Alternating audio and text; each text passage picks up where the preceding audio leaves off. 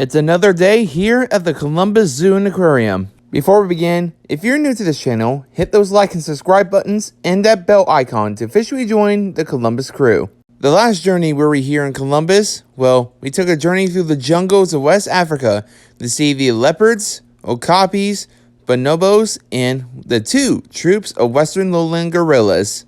But today we are kind of staying in the same biome, but along with another continent we have not touched up, and that'll be our voyage through Australia and the islands. If I remember correctly, Australia and the islands opened sometime between the year 2000 to 2005, which, well, it's somewhat still a new area, but, well, it's a little older than the newest regions here at the zoo. Nothing really has changed over the years, but without further ado, let our voyage through the Australian Outback and the Southeast Asian islands begin. Like the Congo region, which was the last tour, Australia and the islands is at the furthest part of the zoo as well. But it's worth it because, well, if you have a kid, well, we have a very popular attraction, which is why Australia and the islands has been popular lately. Our first stop is the Roadhouse, which is this big building right here. But as much as I want to go through it, I'll be saving it on another episode. The reason why I'm skipping the Roadhouse in this episode is that, well, now that summer's coming to an end, and, well, almost all the animals here in the region, well, they're going to be going inside pretty soon. So I just want to get out here the most, so before everyone has to go inside for the winter. Plus, the Roadhouse is open all year, so that's another reason why I'm saving the Roadhouse for a later episode. And it will be worth it, I promise. Anyways, back on track. Now we are our first official stop to seeing the Australia and the islands animals, which again has been pretty popular lately. Anyway, our first animal we come across is our beautiful Queensland Koalas. The most bear-like of all the marsupials, but even though they look like bears, they are actually not a bear at all. Here at the zoo, we have three individuals. First up, this female, Katie. I don't know when she was born or she arrived here in Columbus, but I know lately, however, within the past year, she has been really amazing because, well, she has given us a very, very, very big surprise for all of us here in Columbus. The reason why Katie has been really amazing here lately is because, well, she delivered us a very big surprise. Something we've been waiting for 15 years. And now be this little koala Joey, even though she's not little anymore. Well, everyone, meet Ellen. She was born here at the end of July of last year. When I saw the post on Facebook that we have a baby koala on ground or on pouch, I was really amazed because, well, like some of the other babies here, I have never seen a baby koala before. Because the last time we had a Joey, which was about 15 years ago, I was only 6 or 7 at the time, which I did not see a baby koala at this point. But anyway, Katie has been a really amazing mom to Ellen, and she is doing very well. Even though I don't want to stop talking about them, we have to move on, unfortunately. But there was one more koala I have not touched up yet, but he's not out here on this pretty large outdoor habitat. The third koala, Kaylee's mate and Ellen's dad, is Thor. Yes, Thor from Avengers. Continuing down the path, next door to the outdoor koala habitat is something somewhat brand new. Opening in 2019 is the zoo's brand new Tasmanian Devils. The new Tasmanian Devil exhibit opened in the summer of 2019. Perfect timing too, since all the Australian animals were starting to come back out. But anyway, the zoo is home to 3 Tasmanian Devils, all at the age of 3, which all 3 of them have arrived from Tasmania. And for good reason too, since, well, Tasmanian Devils are now making a big comeback in the States after missing for over 20 years. In the wild, the Tasmanian Devil is now the world's largest carnivorous marsupial after the extinct thylacine disappeared. Believe it or not, I actually seen the Tasmanian Devils out and about in the middle of the winter, even in snow. something you don't see with marsupials. But we have to move on, but don't worry, we'll catch up to them later. We're moving on, but not too terribly far, because we were heading to the largest habitat here in the Australia side of the region. Along the way, you may even get a few more viewings of the Tasmanian Devils, which, well, that will happen again for us in a little bit. The next stop that we're going to is kind of similar to the new Roo Valley at the Cincinnati Zoo, as you probably saw in my Cincinnati montage. Yep, this line is for the Kangaroo walkabout. And, well, for those of you who don't know, please open one door at a time so the kangaroos will not escape. We are now in the walkabout, but first I'd like to mention this small stop right next to the doors, right here, was home to two Sulphur-Crested Cockatoos, which me and my friend Tyler had the privilege of getting these shots. Hey, Bert.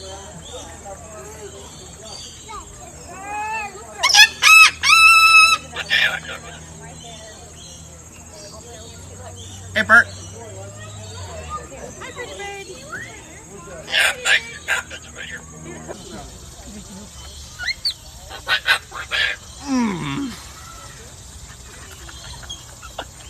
The birds were removed because, though, they were on the path and they did not want to get hurt. But anyway, the main animals in this region are red kangaroos, the largest of the marsupials, and their cousins, the eastern gray kangaroos. Here at the zoo, we have a lot of kangaroos, like a lot. Most of them, though, are red kangaroos, which, well, we also have, I believe, 5 or 6 eastern gray kangaroos, a species that we received in 2015. Did you know the heat in the Australian Outback can affect a kangaroo's breeding purposes, which causes not only the females not to breed, but the males not to breed as well. And also, the smell of a kangaroo for water is pretty large. They can smell water from over 100 miles away.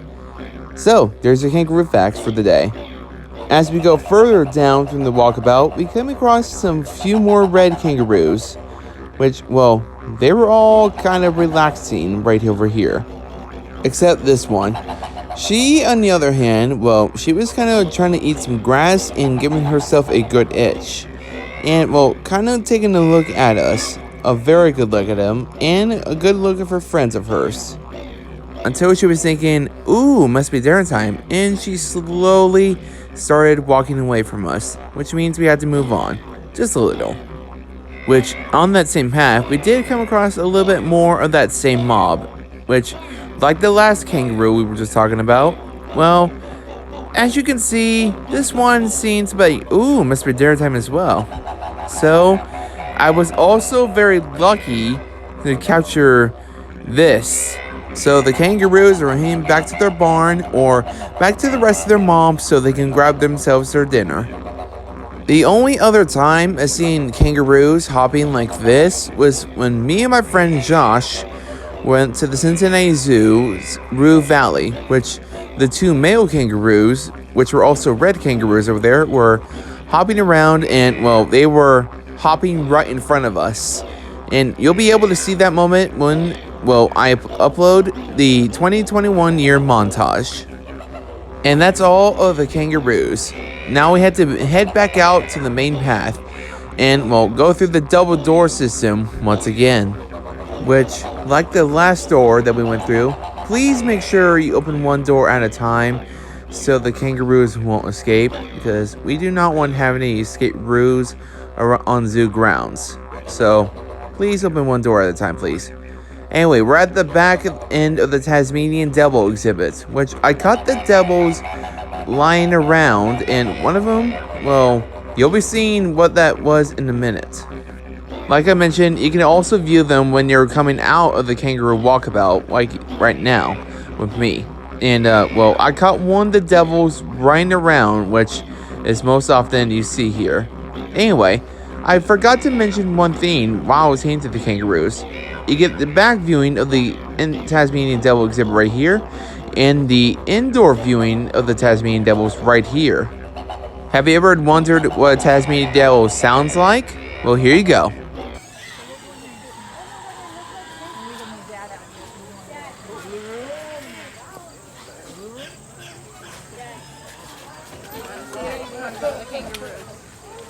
Yeah, I was pretty shocked to hear that, and I did not even hear a Tasmanian Devil make that sound before, except on TV and YouTube. We still kind of had to make one more stop here in Australia, but unfortunately, it's closed due to a big renovation. Anyway, this is the back viewing of the Lorikeet Garden, a aviary where you could go in to meet 100 or something birds. And those birds I'm talking about is the rainbow lorikeets. Like the Roadhouse, I will also mention the Lorikeet Garden in a future episode. Now we're heading to part 2 of this pretty good sized region. A lot of people who ask me that, well, this next part that we're going to is should we be part of Asia Quest? Really, because, well, it kind of makes sense because this next part has Asian animals. But anyway, welcome to the Southeast Asian Islands. And, well, the newest building, which will also be featured soon. Anyway, the main popular attraction is Dinosaur Island, which is the zoo's boat ride, which takes you through all the island's habitats and see, well, of course, dinosaurs. Pretty much the boat version of Jurassic Park. And no, people, these are not real. These are robots, which a lot of people know, but just to, well, give it a little heads up just in case. But anyway, yeah, people go on the boats, as you can see here, and see the dinosaurs, as well as seeing wildlife that we're about to see in a moment. Anyways, back on track. We're now taking to the first stop here in the island section, which resembles a temple-themed habitat with vines and climbing opportunities. And, well, again, this is home for primates. On this day was Siamang Gibbons, the largest of the gibbons, and, believe it or not, the loudest animals here at the zoo. There are currently 3 Siamangs here at the Columbus Zoo, an adult male, an adult female, and a youngster that was born in the beginning of the summer of last year. Now I mentioned these are the zoo's loudest animals, and, well, thanks to their call, they can be heard 3 miles away. Have a listen.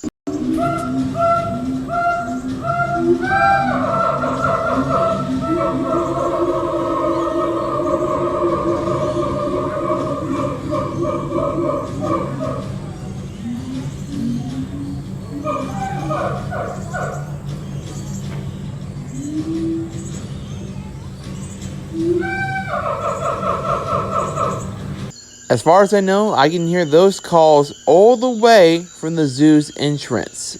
And that's really far. Like, really far from where we're at right now. Anyway, while we're walking on the path, we got to see the Siamang's companions, or neighbors, the white-handed gibbons. They're a lot smaller than the Siamang gibbons, but small size doesn't mean nothing. Because, well, like the Siamang gibbons, the white-handed gibbons can also make a pretty loud call. Though it doesn't travel as far as the Siamangs, as far as I heard them, I can even heard them from the Boardwalk Tiger exhibit. Which, again, that's somewhat pretty far. I don't know how many white-handed gibbons live here at the zoo, but I'm gonna guess between 1 to 6 white-handed gibbons we have here. But again, if you're around here in the islands region around 10 a.m., you might even hear the Siamang gibbons and the white-handed gibbons making their daily morning calls. We're moving on, but not too far, because again, like the gibbons, we are seeing another primate, which is actually the world's largest tree-dwelling mammal. This habitat for another great ape just recently got renovated a little to kind of match the new building that, again, I will feature later. Anyway, that building belongs to the zoo's Bornean Orangutans. One of now 3 species of orangutans that are found in Indonesia. The zoo is currently home to 3 Bornean orangutans, 2 females and 1 male. And those will be Dumpling, Selengo, and Kali. But we just gotta go down a little further to get a better view of the orangutans on this day. Out of all the orangutans in this group, Dumpling is the oldest, being almost 50 years old, making her one of the oldest orangutans in captivity. At one time, the Columbus Zoo also housed a Sumatran orangutan along with these 3 Borneans. But I do not know what happened to the Sumatran. But I do know, if you want to see a Sumatran orangutan, the nearest place from Columbus will be in Cincinnati Zoo's Jungle Trails. Anyway, that building right next to Dinosaur Island, that's a new indoor viewing for the orangutans, which was not open at the time. But I will also feature the orangutan building in a future video. As you go down the pathway, or up, whether you like to go, you may have caught this small little Easter egg from the Avengers movie, which I thought it was really funny and cool at the same time. Anyway, down the path, you might get one last look at the boat ride, as well as some of the dinosaurs from Dinosaur Island. If you want to do the boat ride, you better hurry up, because Dinosaur Island is planned to end at the end of October. The cost will be $2 for members, non-members will be $3 per person.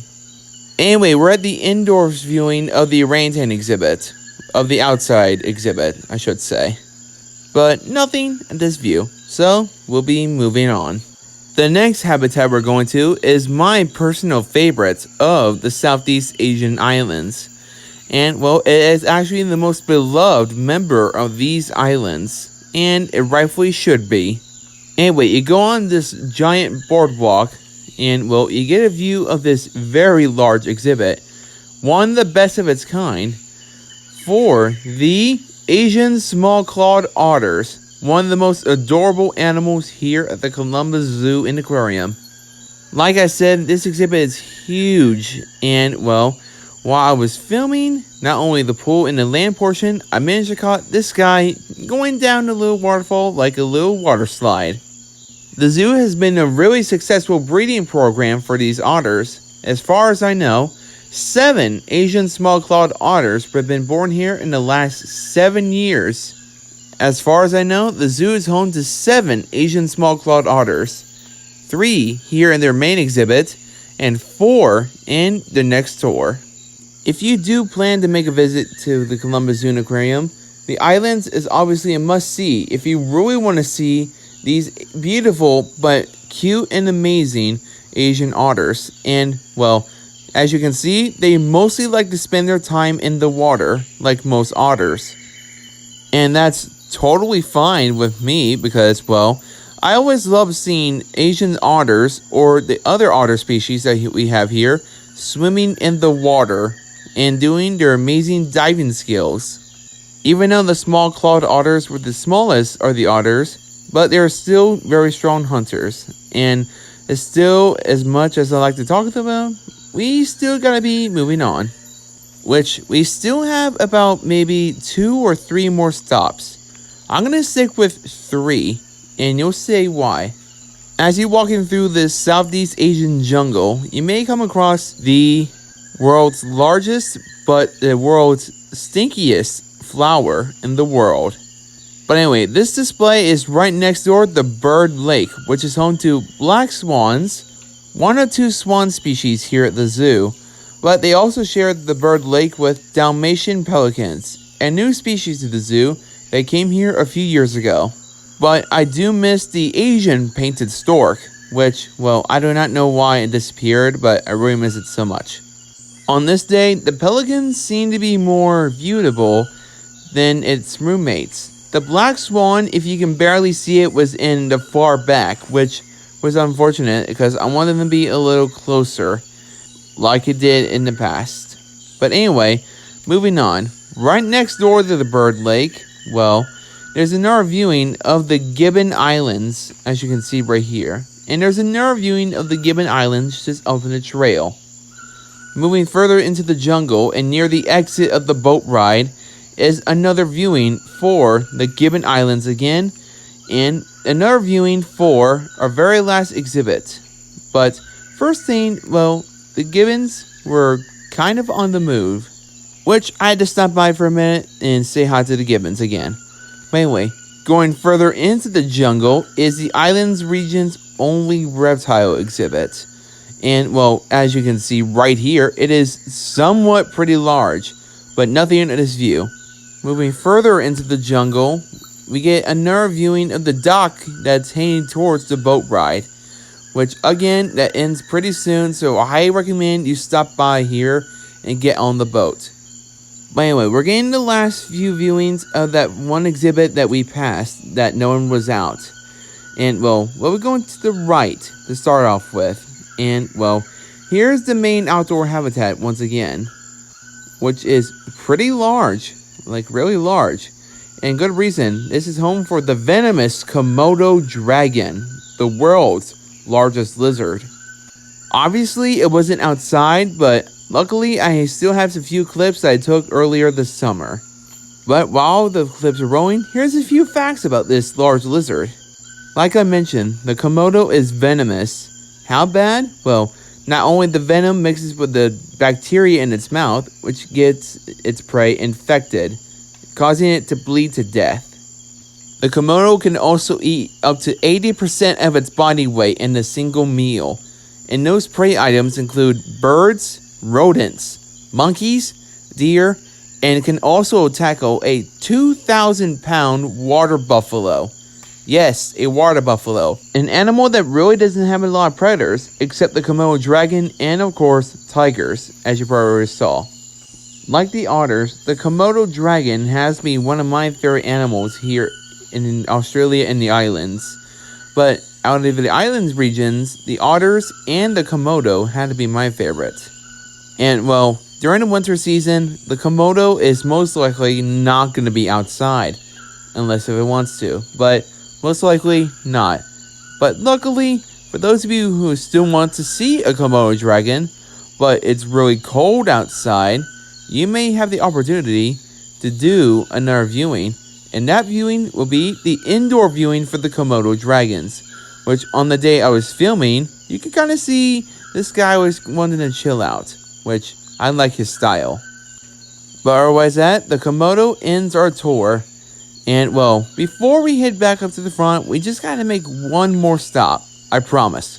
But anyway, as we get next to the ancient temple, we get one last look of the Gibbon Islands, and one more look at the white-handed gibbons, which, well, this time, these two were looking at us.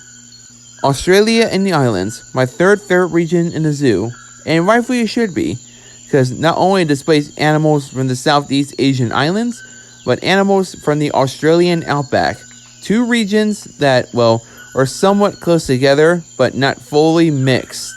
Especially if you want to see hopping kangaroos, Tasmanian devils that are going crazy like the Looney Tunes, baby koalas eating eucalyptus, baby otters or adults swimming around, playful or just sitting around orangutans eating, and, well, seeing a Komodo dragon on the move.